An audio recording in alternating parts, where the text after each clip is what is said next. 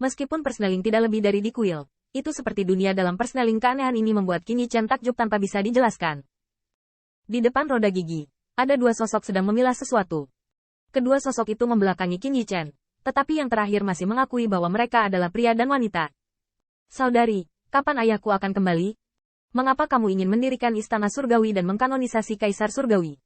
Juga dikatakan bahwa roda jalan surgawi hanya dapat diselesaikan pada langkah terakhir. Tahun-tahun ini kebetulan menguji kita. Ini terlalu sulit. Saudari, apa menurutmu aku bisa menjadi kaisar? Pria itu tiba-tiba berbalik dan menoleh untuk bertanya, sementara wanita yang duduk berdampingan, seperti Ao Sue Hanmei, membuka matanya sedikit, penuh rasa jijik di antara saudara-saudaranya.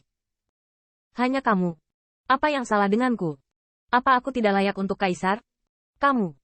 Wanita dari klan Bais ingin memfitnah, tetapi tiba-tiba tubuhnya bergetar tiba-tiba, dan dia melihat roda surga berputar tanpa henti, menyilaukan langit, dan langsung menyelimuti mereka, saat bayangan mereka lewat.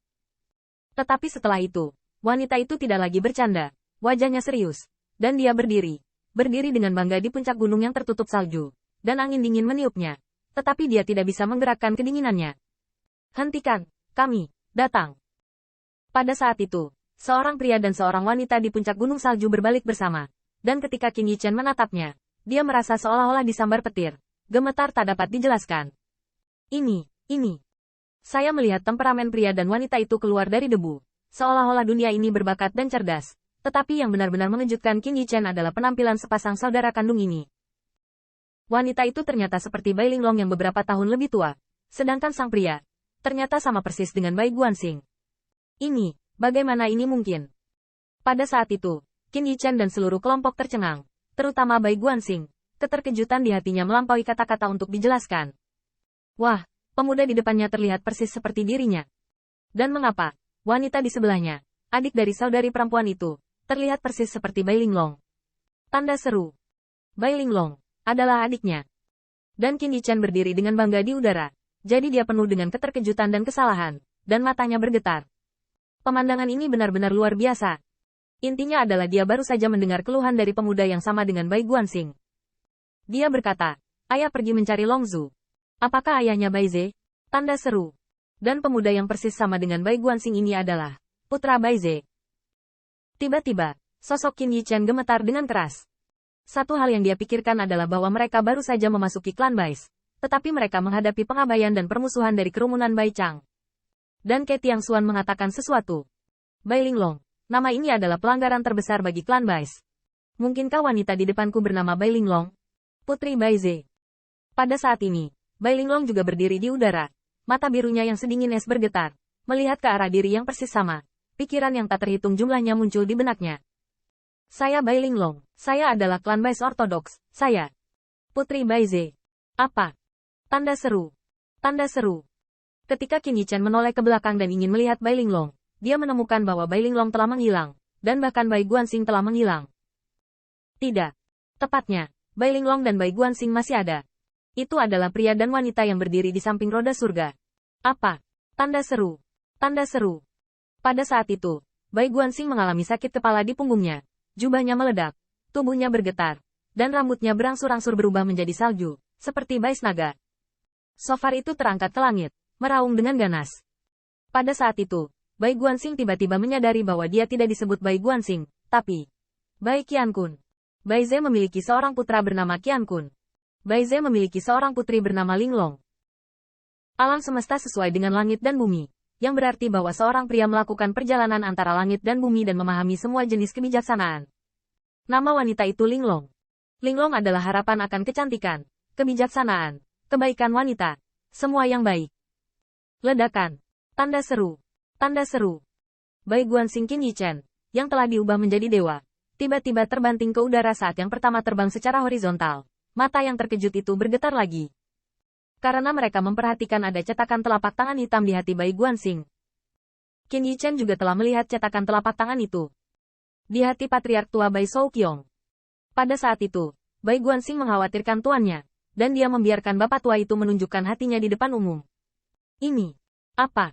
Tanda seru. Tanda seru. Qin Yichen terkejut sekarang, tetapi dia mendengar jeritan dingin dan sombong tetapi menyakitkan yang tampaknya menyebabkan gunung bersalju yang tak terhitung jumlahnya jatuh. Dengan teriakan ini, Qin Yichan tiba-tiba menoleh ke belakang dan melihat bahwa Bai Linglong juga berubah menjadi dewa. Dan di dalam hatinya, juga, ada cetakan telapak tangan hitam. Ini. Belum lagi Qin Yichan, Putri Wen Qing saat ini sudah terpana dengan pemandangan ini. Kemana Xiao Bai pergi?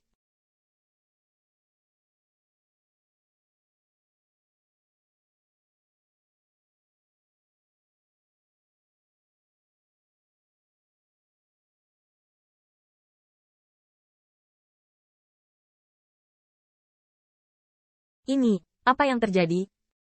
Tanda seru. Saat ini, hanya ada dua sosok Bai Ze yang tersisa di dunia, yaitu Bai Linglong dan Bai Qiankun. Namun, Bai Linglong, yang pernah bertengkar dengan mereka, telah pergi, dan Bai Guanxing juga pergi. Dengan kata lain, mereka selalu ada. Mereka adalah Bai Linglong, Bai Qiankun, anak-anak Bai Ze. Pada saat ini, Fan Fan Star dan kerumunan datang terbang melihat pemandangan ini. Melihat dua Bai Ze yang mengaum ke langit, mereka tercengang dan tercengang. Sudah berakhir, sudah benar-benar berakhir. Sudut mulut Fan Wanxing bergetar, dan ayahnya berulang kali mengakui bahwa Bai Linglong tidak boleh membiarkan Bai Linglong melihat Bai Ze yang ortodoks. Dan sekarang, dia sepertinya menyadari keseriusan masalahnya. Li Suyun terpana di udara, wajahnya tertegun, dan wajah Jin Wuhao Huang tidak pasti, suaranya suram, dan dia menyeringai. Bai Wuji, bagaimanapun, tidak bisa menghentikannya. Bai Linglong, bagaimanapun, sudah kembali. Ledakan. Sama seperti minuman dingin Golden Crow Hao Huang baru saja jatuh, Qin Yichan melihat jejak telapak tangan hitam dari dua hati Bai Ze menghilang, dan untayan kegelapan menghilang, disertai dengan raungan yang menusuk hati. Kegelapan dan distorsi masih dapat mencerminkan gambar terdistorsi yang sama. Bai Shou Qiong, apa yang kamu lawan aku? Ku bilang, kecuali Bai Ze kembali, tidak ada yang bisa menyelamatkan klan Bai Zemu.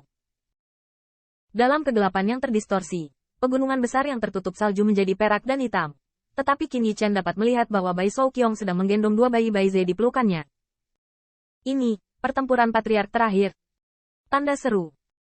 Pada saat itu, Bai Shou Qiong masih sangat muda, dan dia sepertinya dipenuhi dengan kekuatan kaisar. Jelas, jarak antara dua perselisihan patriarkal, dalam keadaan normal, tidak akan pernah memungkinkan Bai Shou Qiong menjadi setua yang mereka lihat. Saat itu, Bai Shou Qiong masih berstatus kaisar, dan merupakan klan Bai sejati, sepertinya masih bisa bersaing dengan Bai Wuji.